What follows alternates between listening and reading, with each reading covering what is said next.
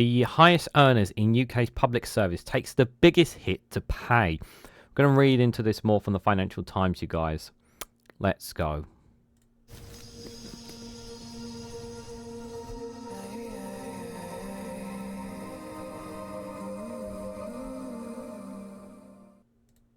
Good morning, good afternoon, good evening, wherever you are in the world. This is Reganelite here. An article here from the Financial Times with the headline that the highest earners in UK public service have taken the biggest hit to pay. Doctors, teachers and police have slipped down the earnings distribution since 2007.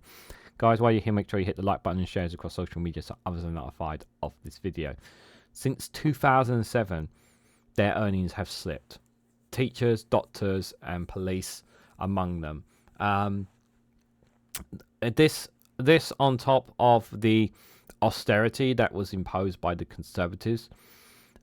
You wonder why public services are not as good as they used to be. You wonder why buses don't run as well. You wonder why some people who work in these services maybe are not as cheerful as they used to be.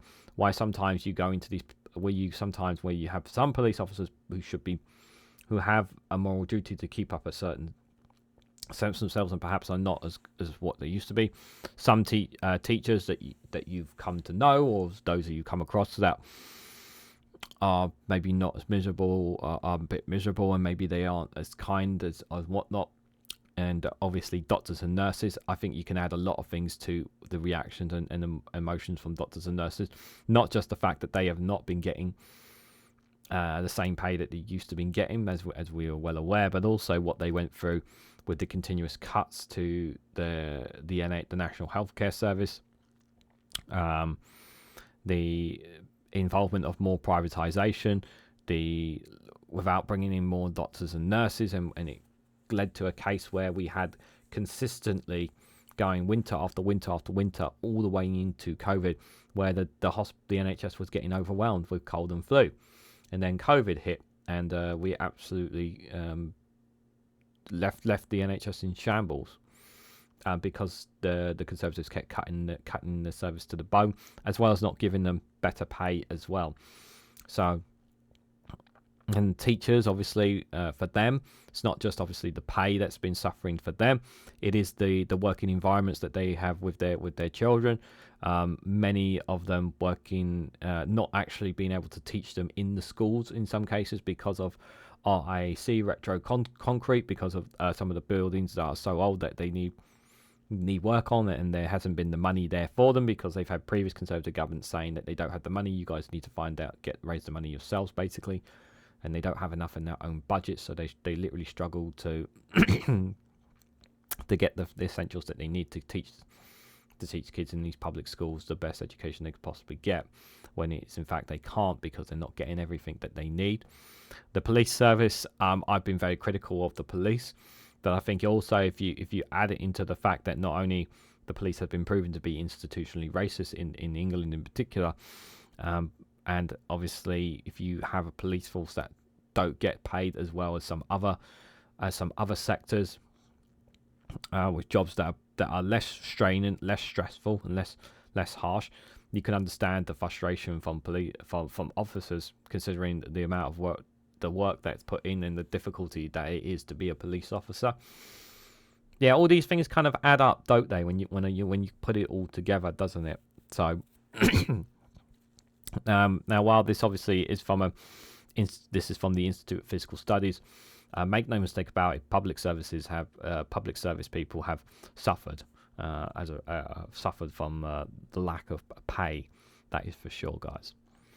So doctors, teachers and police officers are among the public sector workers who have fallen the furthest down at the UK's earning distribution in the past 15 years, the Institute for Fiscal Studies said on Friday. The think tank said its findings, published ahead of next month's budget, suggest that the future's public sector pay deals should be tilted towards higher paid professionals, for which recruitment and retention was now the hardest. And this is the problem. If the pay is crap, why stay? I've spoken about this before, about how, if doctors and nurses here who get trained up here in the UK at the expense, and some of them at the expense of taxpayer money, and that their pay is crap, and they can do the same job in, for example, Australia or Canada, they can get more money just by being a doctor or nurse there, for example. Like, why would you not want to take more money? You know, if you get offered a big salary to be a doctor or nurse doing the exact same job, you know, you're not going to turn down more money, are you?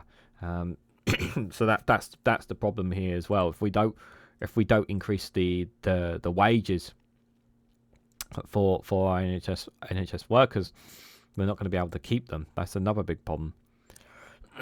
And a lot of these doctors and nurses, especially British ones, they don't want to pack up and leave. But if they're not getting paid well enough, why would they want to stay either? Excuse me. In 2007, typically our pay for doctors put them in the top 5% of UK employees, a position they have held for the previous 3 decades by 2023, and they barely made it into the top 10%. Yeah, see, that's despicable. They're not even in the top 10%. Teachers have also slipped from the 87th percentage in 2007 to the 81st in 2023. Police officers' relatively position has also worsened. Although the IFS has said that this could be because police forces have expanded rapidly by recruiting less experienced officers. Okay, that's that's a good point there. In contrast, lower paid nurses and civil servants have held their place in pay distribution at their 70th and 60th percentages, respectively. Andrew McKendrick, the ISF research economics, has said reforming public sector pay will be just as important as raising it to make sure of getting the right people in the right roles. This also might mean carefully rebalancing away the pensions and towards higher paid professions, he added. If reforming public sector pay means that restructuring it in such a way that we can retain those that we are those that are in the service, then I'm all for that. The IFS said that its findings remained the same even after accounting for the relatively generosity of public sector pensions.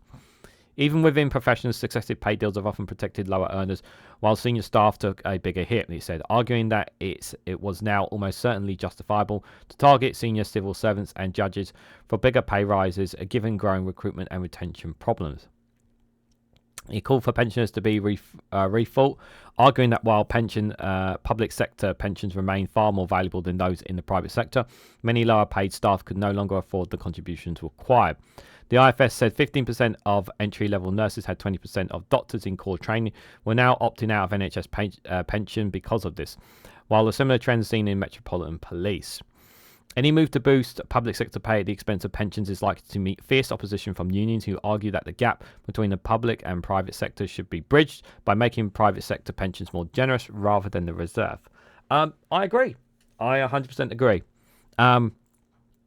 Why would you not want to make it more generous? You know, why not more money into these private pensions?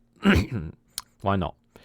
But any further boost to public sector pay will require difficult trade-offs. Even after this year, £9.4 billion pay award, Chancellor Rachel Reeves would need to find an extra £6 billion a year by 2028-2029 if she wanted to raise public sector wages in line with the average UK earning growth, the IFS estimates. The annual pay bill would need to rise by about £17 billion if she wanted to close the gap that has opened up between the public and private sector employees since 2019, increasing the size of the workforce as the government's long-term plans for the NHS require would cost more. Very interesting there from a piece here from the Financial Times. Very interesting indeed. I also think, just off topic for just for a moment, there's an interesting caveat that I saw that the Financial Times did request a Freedom of Information request on the £22 billion black hole. In differences from the Treasury on that and the OBR, then they did not get, and it was rejected. It was rejected, the Freedom of Information request on it, the Financial Times, because they obviously wanted to look at the numbers and whatnot, but they were rejected on that. Interesting that was, but doesn't mean to say that it won't. The position might change on that. I do wonder why. But just coming back to obviously public services, I do think obviously that. If there has to be reform within the public sector workers to ensure that they get better pay, then that is what needs to be done. There definitely needs to be. I definitely agree that there needs to be a rebalance, because obviously in the private sector, people are if your pay, depending on what your job is, some people are getting stacked amount of money, and then some are just getting pittance in the private sector, and just on the minimum wage. And yeah, there definitely needs to be a balance that needs to be struck. There's a lot of jobs out there where they just can't afford it. And even in the UK public services, we've seen and heard of nurses literally going to food banks because they just literally cannot afford to spend money themselves, and then there they are working 60 plus 80 plus hours a week in their job. Like, what kind of life is that when all you do is work and you don't, and your money's, and you're not making any money, and you're literally relying on a food bank to get by? That's not a life. That's no life for them. So they definitely this needs to be addressed. That is for sure, across all public sector workers. But what do you guys think? What do you guys make from the Institute for Fiscal Studies and what they've drawn here? What do you guys make of the kind of the pay that doctors, teachers, police, and other public sector workers have in the UK, or even in England, Scotland, Wales, respectively as well? Let me know your thoughts and more down in the comments section below. If you found this video interesting, please hit the like button. We greatly appreciate it. Share it across social media so others are notified of this video. If you haven't subscribed already, please consider subscribing, because it really does help support the channel. If you want to go one step further, financially support me in the work that I do here, you can do so by becoming a YouTube member for as little as 99p, or join me on Rumble or Patreon for exclusive content on those platforms. So thank you all so much for watching, and I hope to catch you all very, very soon.